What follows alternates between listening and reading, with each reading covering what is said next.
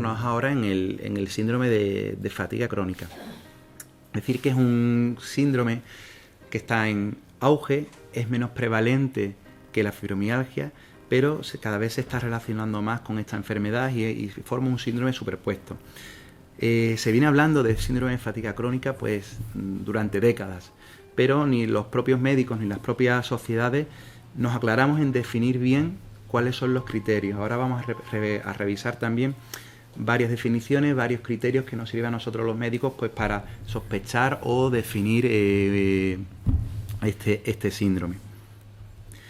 Bueno, lo característico y el síntoma guía de esta enfermedad es la fatiga, el cansancio. Un cansancio persistente e inexplicable y que causa un grave impacto pues igual en el ambiente social, familiar y laboral de las personas que lo padecen. Se empezó hablando como criterios diagnósticos de que se tenían que cumplir 3 criterios para diagnosticar esta enfermedad. Que apareciera una disminución de la actividad de la persona, tanto en la familia como en el trabajo, como en las relaciones sociales con las amistades, con los vecinos. Y esta disminución de actividad que persistiera más de 6 meses y que se acompañara de un cansancio inexplicable de nuevo inicio y que ni el reposo lo alivie y que tampoco esté justificado por un ejercicio extenuante. Pues es típico que si a lo mejor hacemos una mudanza, pues que los días posteriores estemos cansados, o si hemos tenido una lesión osteomuscular, bueno, pues que estemos resentidos y cansados, ¿vale? Que luego aparezca un malestar después de cada ejercicio y sobre todo el sueño. El sueño está alterado en una alta proporción de estas personas, llegando a ser, como veis, un criterio diagnóstico, un sueño no reparador. Pero vuelvo a hacer incidencia en lo mismo que hablábamos con la fibromialgia. Los médicos no nos podemos permitir diagnosticar un síndrome de fatiga crónica sin haber descartado una enfermedad del sueño previamente. ¿Por qué? Porque tratando la enfermedad del sueño es que le damos a estos pacientes una calidad de vida tremenda. Vuelvo a insistir en la apnea obstructiva del sueño. Es muy prevalente, tiene un gran impacto y cuando se trata una apnea obstructiva del sueño, el resultado es espectacular. Hay pacientes, como os decía, recordando un poco los síntomas de la apnea obstructiva del sueño, que no respiran bien por la noche, roncan mucho por la noche, su cerebro durante la noche no se oxigena y cuando se levanta, pues vienen todos estos síntomas: cansancio, abotargamiento, el lentecimiento mental. Tal es el sufrimiento cerebral que muchas veces aparece un síntoma que a los pacientes les da mucha vergüenza contarlo. Es que son pacientes que por el sufrimiento cerebral que tienen durante la noche se orinan por la noche en la cama. Aparece una diuresis nocturna sin darse cuenta, cuando se despiertan están ya orinados y es un signo de sufrimiento cerebral. Entonces, eso es importante que nos centremos y que lo descartemos antes de llegar a un diagnóstico de síndrome de fatiga crónica. Además, bueno, pues como criterio diagnóstico aparece un deterioro cognitivo, es decir, enlentecimiento, embotamiento, falta de memoria y luego intolerancia al ortostatismo. Esto quiere decir que cuando nos levantamos muy rápido de la cama, bueno, pues nos puede dar cierto mareo, nos tenemos que incorporar lentamente. Esto suele aparecer. Y volviendo a lo que os decía, ¿no? Que ni las propias sociedades ni los propios médicos muchas veces nos ponemos de acuerdo en cuáles son los criterios para definir esta enfermedad. Bueno, pues el Consejo Americano de Enfermedades, bueno, pues también habla de que debe aparecer cansancio durante 6 meses, un cansancio que sea de inicio súbito, de inicio novedoso, que no se alivie con el reposo, que no sea resultado de una enfermedad orgánica, como hemos hablado, y que produce una disminución de actividades sociales, laborales y familiares, y que además presentan otros síntomas que son característicos de esta enfermedad, como pueden ser alteraciones de la memoria y de la concentración, dolor faríngeo, aparición de ganglios linfáticos, dolores osteomusculares, cefaleas de nueva aparición. También con las cefaleas hay que descartar patologías orgánicas subyacentes, un sueño no reparador y un malestar general después de un esfuerzo. Y no quiero pecar de pesado, pero bueno, estos son los últimos criterios, que bueno, pues hay elementos comunes y elementos novedosos. Bueno, un poco redundar sobre la fatiga después del esfuerzo, cansancio intenso después de un esfuerzo, alteraciones neurológicas como es el trastorno del sueño del que hemos hablado y ahora vamos a hablar también un poco más, alteraciones inmunológicas, alteraciones gastrointestinales, como veis ahí aparece dolor de garganta, nódulos faríngeos, náuseas que no ceden a tratamiento. Hay otro síndrome que es el síndrome de colon irritable, que está superpuesto a esta enfermedad, muchas veces aparece a la vez y que produce este tipo de síntomas. La nicturia y urgencia miccional, de lo que hablábamos anteriormente, puede aparecer una diuresis nocturna, pero tenemos que descartar que haya un sufrimiento cerebral durante la noche. También aparece un trastorno de energía, hay una inestabilidad ortostática. Cuando nos ponemos de pie, pues nos tambaleamos, produce mareo. Puede haber también alteraciones cardiológicas del tipo taquicardia, palpitaciones, a veces dificultad respiratoria, dificultad para respirar y llenar los pulmones de aire. Y también una intolerancia al calor extremo. Cuando aquí en Sevilla, ¿no?, llega el verano y ya estamos con 38, 37 grados, bueno, pues eso reagudiza más el síndrome de trastorno de fatiga crónica. Hablar un poco del trastorno del sueño. ¿En qué consiste? El trastorno del sueño que va asociado al síndrome de fatiga crónica. Bueno, pues el trastorno es un sueño no reparador. Por mucho que descansemos, no nos notamos descansados, no nos notamos despejados. Fundamental descartar el síndrome de la apnea obstructiva del sueño, y como diferencia con la fatiga crónica, en este síndrome el descansar sí que mejora el cansancio matutino. Hasta el 56% de todos los pacientes con fatiga crónica tiene una alteración del sueño. Es fundamental.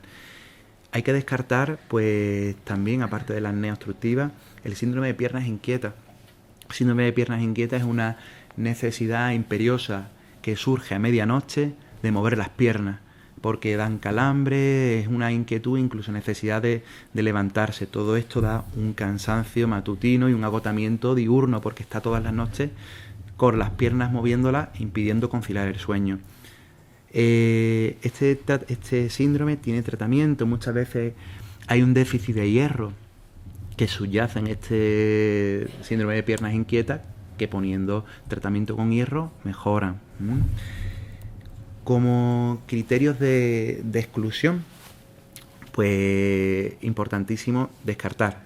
Primero, descartar enfermedades subyacentes antes de llegar a un diagnóstico y poner una etiqueta de una enfermedad, ¿vale?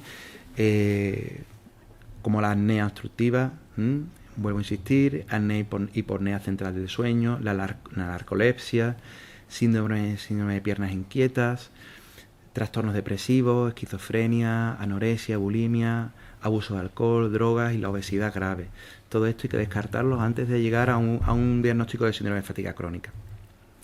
La prevalencia va en aumento, del 0,2 al 0,4, dependiendo de la serie, de cada 100 personas. Y también predomina este síndrome en las mujeres, ¿vale? ¿Cuál es la causa? Bueno, la causa no la sabemos. Hay muchas teorías, algunas tienen más evidencia que otras, pero las causas certeras no se saben. Hay múltiples causas que posiblemente estén relacionadas entre sí, y hay también múltiples hipótesis de las que se hablan en algunos estudios. Hay mucho escrito sobre esto, cada vez se escribe más, pero cuando lees un artículo científico a mí me hace mucha gracia, ¿no? Porque siempre te dicen al final las conclusiones, que los resultados no son concluyentes y que hay que seguir estudiando, ¿no? Y bueno, pues para nosotros nos supone un incentivo, ¿no? Porque investigando, estudiando y compartiendo experiencia con otros compañeros, pues al final podemos beneficiarnos a un grupo de personas como vosotros con estos problemas. como hipótesis que están descritas en artículos científicos, bueno, pues hablan de después de una infección gripal o una infección vírica, que sea el origen de esta enfermedad. Muchas veces ocurre, y se ha hablado, después de una mononucleosis infecciosa, después del virus del Epstein-Barr, se produce este cuadro de fatiga crónica que va en brote, remite un tiempo, reaparece durante una temporada y va cursando en brote, incluso dejando episodios de prácticamente sin síntomas. Hablan también de una disfunción inmunológica en relación con procesos inflamatorios crónicos, es decir, que el sistema inmune, bueno, pues esté alterado y provoque este cansancio. Alteraciones metabólicas, pues niveles bajos de cortisol, un aumento de la actividad serotoninérgica en el sistema nervioso central, cuadros de hipotensión con el ortostatismo, es decir, cuando nos ponemos de pie, nos levantamos y se nos produce un cansancio, un mareo. Eso es porque, bueno, pues nuestro sistema neurológico pues no está indemne al 100%. Y también hay alguna hipótesis que habla de cuadros depresivos. Como factores desencadenantes, de lo que hay más escrito son sobre cuadros gripales, sobre cuadros víricos que dejan una infección crónica acantonada en los ganglios. Por eso hablábamos de que muchas veces hay ganglios crónicos en el cuello, y esa infección, cuando el virus ya se queda por siempre en esos ganglios, pero tiene episodios de reactivaciones. Cuando hay una reactivación de esa infección, pues es cuando se dan esos síntomas. Pues pasa típicamente pues con la mononucleosis o con los virus herpéticos, ¿no? Que una vez que nos hemos infectado con un herpes simple, pues periódicamente nos sale el herpes. Lo mismo ocurriría con esta enfermedad de fatiga crónica. Una vez que hemos tenido una infección vírica, periódicamente se van a reproducir reactivaciones, ¿vale? Muchas veces hay otro tipo de factores desencadenantes que están descritos en la literatura, que le ha ocurrido a otros pacientes después de una cirugía agresiva, después de un embarazo, después de un importante estrés psicosocial, después de episodios vitales como pérdida de un familiar, una ruptura de un matrimonio. Y es verdad que hay artículos que hablan de que solo 2/3 de los pacientes recuerdan claramente cuál ha sido el desencadenante. Hay 1/3 que no lo recuerdan. Es importante que sepáis reconocer, ¿no? y cuáles son muchas veces los factores que perpetúan esta enfermedad. He dicho que la enfermedad cursa con brotes, hay episodios de que la enfermedad está mejor, otros episodios en que la enfermedad está peor, pero muchas veces hay factores que perpetúan y empeoran, ¿no? La propia enfermedad. Y mucha parte la tenemos nosotros, los médicos, de reconocerlo. ¿Por qué? Porque no aceptamos muchas veces la enfermedad. Nosotros nos frustramos cuando vemos que una serie de pruebas son normales. Y os decía lo del internista, ¿no? No tenemos que mirar las pruebas, tenemos que mirar al paciente. Muchas veces vemos las pruebas normales y decimos, aquí no hay nada. Hombre, no hay nada que salgan en las pruebas, ¿no? Pero si el paciente viene contando un problema, algo sí que hay. Esto frustra mucho al médico. El médico expresa su frustración pues con una negación del paciente y de su enfermedad, y obviamente el paciente también se frustra. Para esto es muy importante, ¿no? La labor que estáis haciendo, ¿no? Yo cuando he venido aquí he visto tantísima gente unida, ¿no? Por una sola causa. A mí me ha parecido pues que es admirable, ¿no? Y bueno, pues felicitaros por la labor que estáis haciendo. Es muy importante que estéis unidos, que os sepáis escuchar, que os sepáis ayudar, ¿no? Y que os sepáis comprender. Otra cosa que hacemos muy mal hecha los médicos, atribución a causas psicológicas. Esto no debemos de caer en esto, ¿no? Es decir, esto se debe a que tú tienes ansiedad, en que tú estás nerviosa. No, yo creo que es una mala práctica profesional. Y yo siempre digo que si no sabemos algo, los pacientes no se van a enfadar porque tú no lo sepas, pero tienes que tener la franqueza de decirlo que bueno, que ahora mismo, pues al igual que yo estoy diciendo, que no está claro las hipótesis, pero sí que hay que seguir buscando opciones, alternativas, y de lo que hay, de lo que está demostrado, bueno, pues intentar aconsejar y intentar dar una mejoría en la calidad de los pacientes. Otros factores que perpetúan la enfermedad es la percepción negativa, ¿no?, de la sociedad, ¿no? La percepción negativa, pues porque vemos una persona que tiene ese cansancio extremo, pues claro, la eficacia en el trabajo, en el hogar, pues no es la misma que una persona que no tenga la enfermedad. La autoestima también es importante de los pacientes. Hay muchas veces un compromiso de la autoestima y un importante impacto de cómo afrontar la fatiga, cómo afrontar el cansancio. Porque si te están viendo mal en el trabajo, en el hogar, porque tienes ese cansancio y no puedes estar al 100%, cuando intentas solucionarlo, pues al final lo que hacemos es empeorarlo. Es decir, cuando queremos poner remedio a que en el trabajo nos vean mal por ese cansancio, en el hogar, que porque nos vean mal, intentamos excedernos en los trabajos, al final estamos una semana después prácticamente sin poder tirar del cuerpo, ¿vale? Y también hay una falta de apoyo social.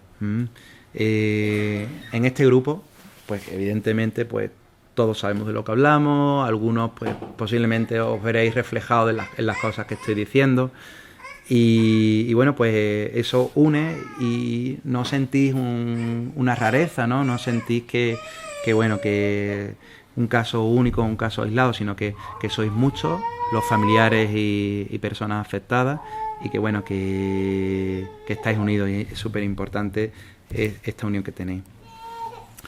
El caso típico, un caso típico es aquel que surge de forma repentina en una persona previamente sana. Suele surgir después de una enfermedad aguda, a veces una infección vírica, y que al principio, pues aparecen ganglios, fiebre, dolor al tragar, dolores osteomusculares. Suelen producirse en mujeres jóvenes. Y como secuela, pues aparece el síndrome de agotamiento intenso, el síndrome de fatiga crónica.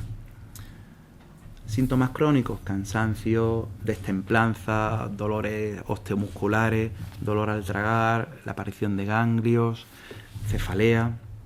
Síntomas acompañantes: alteración del sueño, dificultad para concentrarse, alteración de la memoria a corto plazo y cuadros depresivos reactivos. Ya digo, muchas veces la depresión es reactivo como consecuencia de todo lo que vivís, ¿no? La falta de comprensión, la falta de un apoyo sanitario, la falta de un apoyo a veces incluso en la propia familia.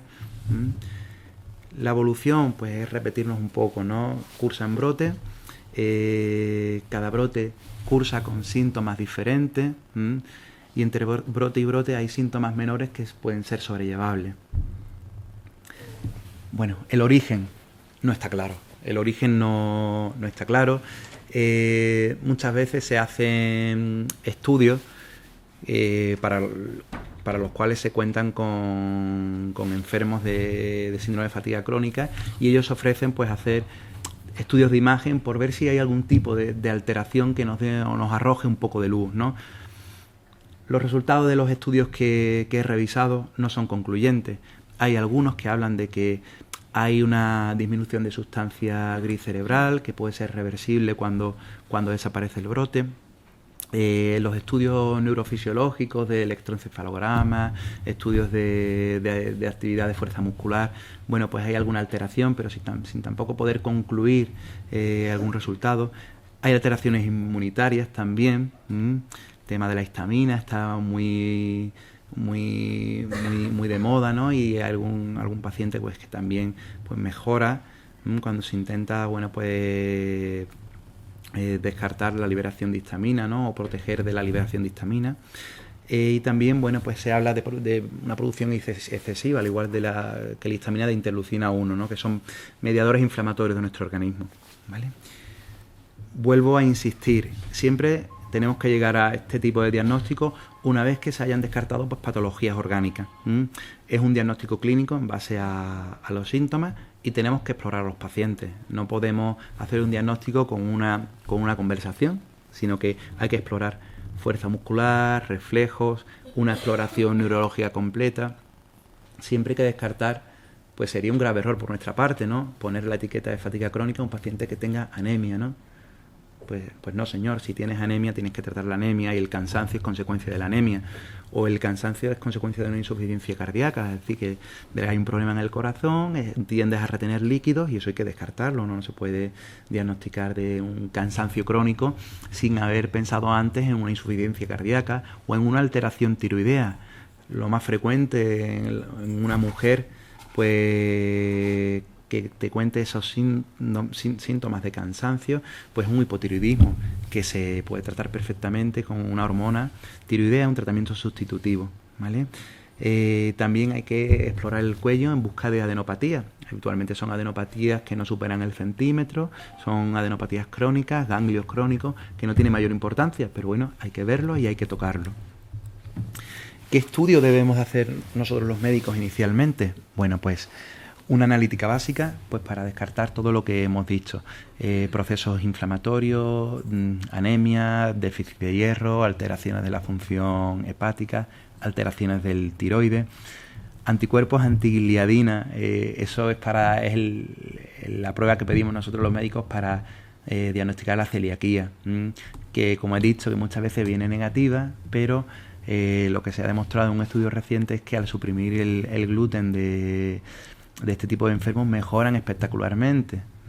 Es decir, que aunque venga negativa, algo debe de existir en la alimentación, porque al retirarse los productos que contienen gluten, pues mejoran mucho los pacientes tanto de fatiga crónica como de fibromialgia. Podemos pasar un cuestionario a los pacientes que simplemente es para valorar el nivel de cansancio, ¿no? El nivel de fatiga de estos pacientes. ¿Qué consejo práctico se puede dar? ¿Qué tratamiento, cuál es el tratamiento no farmacológico, ¿no? Ir un poco de los fármacos. Bueno, hay que intentar siempre mantener un patrón de sueño regular, acostarse y levantarse siempre a la misma hora, no trasnochar en la medida de lo posible, porque todo eso puede alterar el ciclo y generar un brote. Hay que mantenerse lo más activo posible, no nos podemos encerrar en casa y para ello debemos de conocer cuáles son nuestros límites y debemos programarnos en casa. Pues por ejemplo, si hoy toca en casa realizar algún tipo de actividad, pues no hacerla en 2 horas, todas las actividades del día, sino irlas programando. Haces una actividad y luego a lo largo de la tarde pues puedes hacer otras actividades. Es decir, tener un calendario de actividades en casa. Igual en el trabajo, tener un calendario de actividades y distribuírselo de la mejor manera posible. Hay que intentar normalizar la vida y las actividades en la manera de lo posible. Y es interesante pues realizar una terapia con ejercicio graduado muy similar a los ejercicios que se recomiendan en la fibromialgia que hemos revisado anteriormente. Lo que nunca debemos de hacer, bueno, pues un aumento desmesurado de la actividad física, pues lo típico, hay una mudanza y nos empeñamos en ayudar en la mudanza y una mudanza nos puede dejar pues cansado pues para las semanas y semanas posteriores y generar incluso un brote. No debemos evitar dormir poco. El dormir poco es un gran enemigo para esta patología. Debemos evitar todos los componentes alimenticios que nos sienten mal. La alimentación es la piedra angular del tratamiento no farmacológico tanto de la fibromialgia y de la fatiga crónica.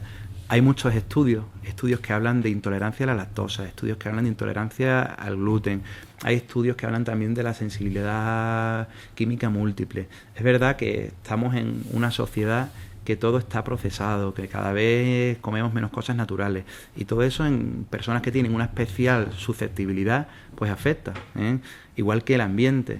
Ya gracias a Dios pues, no se fuma, ¿no?, en los lugares públicos, no se fuma en los restaurantes, pero hay ambientes que sientan realmente mal, ¿no? La contaminación, la polución, ambientes cargados de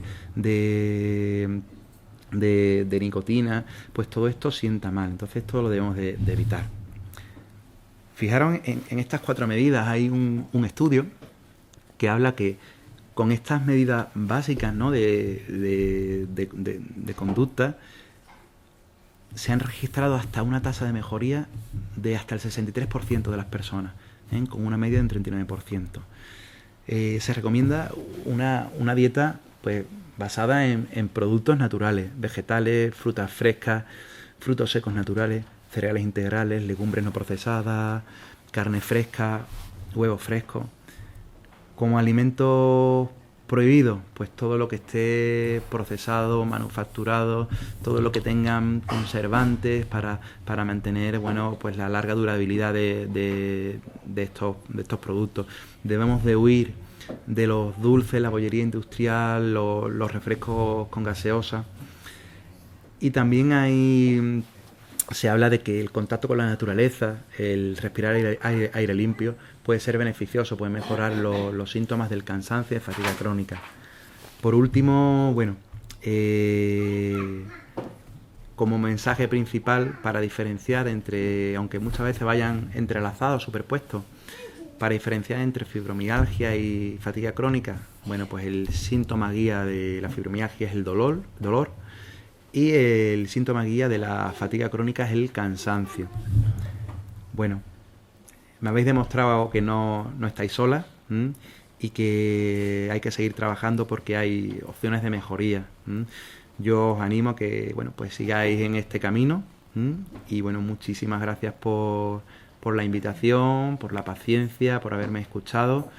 Y si tenéis alguna pregunta que yo os pueda resolver o aconsejar, bueno, pues yo intentaré honestamente daros respuesta a las preguntas que podáis tener. Muchas gracias.